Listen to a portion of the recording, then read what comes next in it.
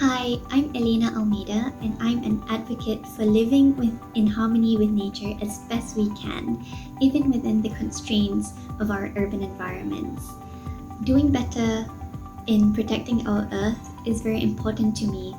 I personally began composting 3 years ago when I started my zero waste lifestyle, and I plan to continue this practice for as long as I can.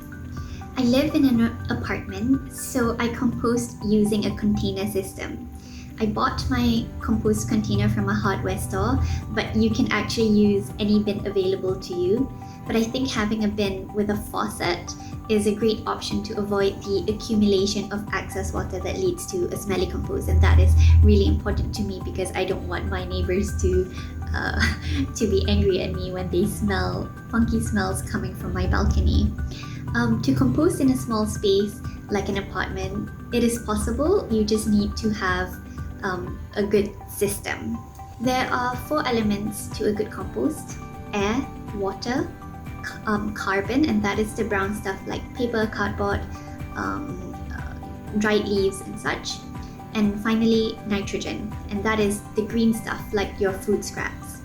Air and water is something that occurs naturally in compost, and I'll talk about this later. But what we add into the compost is carbon and nitrogen.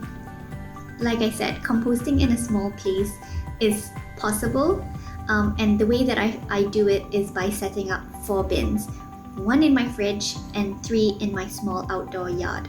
So, the 4 bins. The first is the container in my fridge, as I said, and this captures all of the food scraps that I accumulate throughout the week cooking. In a hot country like Malaysia, it is important that you do put this in the fridge rather than out on the kitchen counters to avoid fast decomposition and also to avoid pests from coming into your compost when you don't want them. First, what I put into this container, into this fridge container, is food scraps like carrot, potato, mango, dragon fruit peels, eggshells, onion and garlic paper, as well as things like coffee grounds and tea leaves. At the end of the week, when this container is full, I transfer it into my compost. In my small apartment yard, there are 3 additional bins that help me in this composting system. First, a bin that holds all of my carbon material, paper, cardboard, and even dried leaves from my plants sometimes. Second, a bin that holds the completed compost. This nutrient-rich soil is I often add to my houseplants to give them extra nutrients, but I always have an excess, so I donate that to a community garden or to my mom's garden because she has a landed property. And third is my active compost bin, and this is where I add all of the collected food scraps throughout the week. And to these food scraps, I also add the cardboard, paper, and dried leaves in a ratio of about 2 food scraps, that's green stuff, and 1 carbon, and that's all of your paper, cardboard, and dried leaves. And this ratio, it depends on what you put in there, so it's all about practicing and understanding what's best for you. You have to adjust it as needed. It's not a perfect science, and the basic rule of thumb is that if it becomes too wet, add more paper stuff. If it's too dry, add more green stuff like which is your vegetables and food scraps. Now, just quickly back to the air and water elements, which are important for a successful compost. Water naturally occurs as the vegetable and fruit scraps break down, so I never worry that much about adding water into my compost.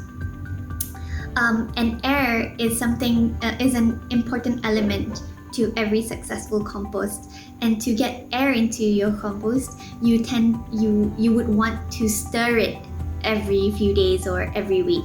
But it is important to stir it in order to get that airflow and ensure that your decomposition occurs correctly. The process is relatively easy, and I can't believe that I actually lived a good portion of my life without actually composting and throwing food scraps into the trash that seems so wasteful now. Composting is an important part to avoid overfilling our landfills.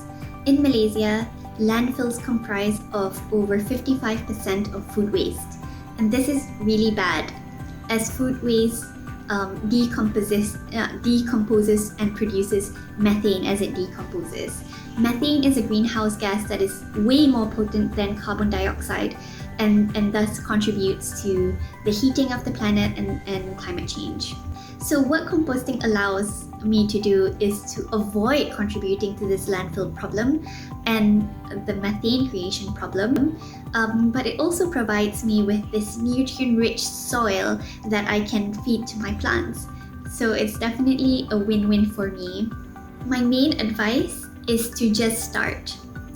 The earth will thrive without humans, but we can't even survive if the earth doesn't thrive. So everything we do impacts the earth in some way, so why not make it a positive way? Get a bin and just start putting food waste and paper scraps in there. You will learn along the way, don't worry, there are so many resources out there on the internet. There are tips, tricks, troubleshooting advice, everything is on the internet nowadays, so you won't be alone, like I promise you.